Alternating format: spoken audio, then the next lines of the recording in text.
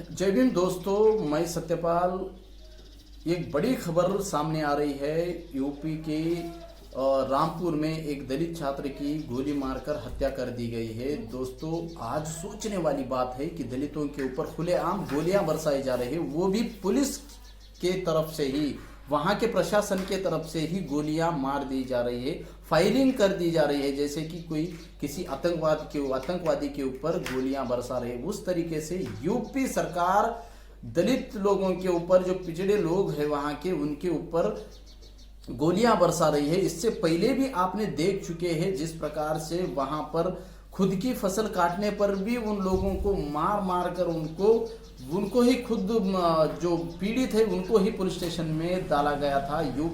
जैसे कि राजस्थान में भी तो आपने देख चुके हो, एक युवक ने पानी पीने की क्या कोशिश कर दी, उसकी भी हत्या कर दी गई है।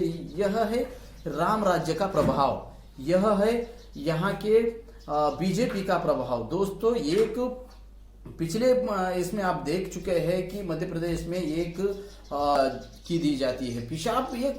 एक इंसान के ऊपर पेशाब कैसे करेगा? ये जानवर, एक हैवानी की ही पहचान है। इसी तरह से यूपी की सरकार हो, यूपी के लोग हो, ये जानवर से भी बदतर अपना रवैया दिखा रहे हैं। इनको जानवर ही कहना चाहिए कि एक इंसान को अगर मारने पर तुला है, जो रक्षा करने वाला ही मारता है, तो ये इनके अंदर जानवर जैसी ही सोच नहीं तो क्या है दोस्तों? इस जानवर जैसे सोच को खत्म करने के लिए ही अंबेडकरवाद है। इस जानवर जैसे हालातों को बदलने के लिए ही इस देश में अंबेडकरवाद ने जन्म लिया है। दोस्तों, कहीं ना कहीं यहाँ की व्यवस्था, यहाँ का हिंदुत्ववाद हो, यहाँ का ब्राह्मणवाद हो, यह डर रहा है कि आगे चलकर अगर अंबेडकरवाद बढ़ेगा तो हमारा नामो निशान मिट जाएगा। यह डर से ही बाबा साहब के नाम के बोर्ड लगवाने से लोग डर रहे हैं। वो लगवाने से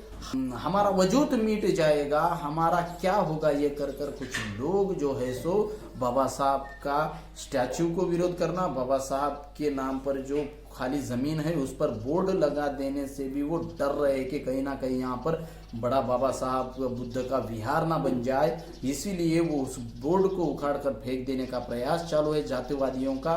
और उस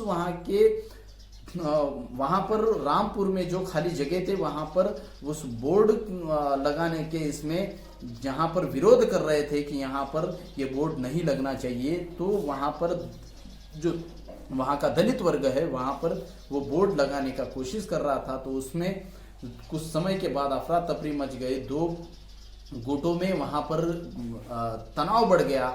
इस तनाव को रोकने के लिए आने वाली पुलिस ही वहां पर तनाव में उन्होंने जो है लाठी चार्ज किया और पुलिस ने वहां पर गोलियां बरसाई दोस्तों। और उस गोली मार में एक दलित युवक की मौत हो गई दोस्तों। सोमन नाम का 17 साल का युवक जो 10वीं क्लास पढ़ रहा था, उसकी मौत हो गई दोस्तों। आप सोचो, आप समझो, आवाज उठाने का प्रयास। आपके अंदर अगर बाबा साहब का खून दौड़ रहा है, अगर आपके अंदर जरा सा भी शौर्य बचा है, तो आंदोलन करो, आंदोलन सरकार को मजबूर करो कि ये सारे चीजें रोक देना चाहिए। कि सरकार लगातार गए 10 साल से आप देख रहे हैं, बीजेपी सरकार जब से आई है, ज्यादा से ज्यादा दलितों के ऊपर अन्याय अत्याचार बढ़ रहे हैं, बढ़ चुके हैं। ये इसमें कोई दो राय नहीं है, ऐसा लोग कह रहे हैं। लोग परेशान हैं इस बीजेपी सरकार में। और यूपी में तो दरअसल योगी सरकार का तो गुंडा राज चल रहा है, ऐसा लोग कह रहे हैं। ऐसे योगी सरकार में जिस प्रकार से दलितों के ऊपर अत्याचार हो रहा है, खुद की फसल काटने पर उनको पीटा जा रहा है, हजरत की कहानी आप देखिए, ऐसे अनगिनत घटनाएं घट रही है। आज तो पुलिस ने ही गोली मारकर हत्या कर दी है। वे कितनी बड़ी बात है कि आज प्रशासन बचा है क्या, आज देश में लोकतंत्र बचा है क्या, इस पर सवाल उठ रहा है दोस्तों। और इस लोकतंत्र को खत्म करने का ये आप देख चुके हैं कि जरिया लोकतंत्र हमने खत्म कर दिया है। ये लोग ऐसा जता रहे कि आपके बच्चों को मार दे करके। इससे पहले भी आपने देखा हुआ है कि बाबा साहब की जयंती मनाने पर एक युवक की नांदेड़ जिले में, महाराष्ट्र में हत्या कर दी गई है, वैसे ही आज एक युवक की हत्या कर दी गई है। एक नादान युवक जो 10वीं क्लास पढ़ रहा था, 17 साल का युवक है, उसकी हत्या कर दी गई। दोस्तों यह सोचने वाली बात है। दोस्तों जागो, समझो, और आने वाले इलेक्शन में आपको खुद को बचाने का एक ही तरीका है कि आने वाले इलेक्शन में सोच समझकर वोट डालिए।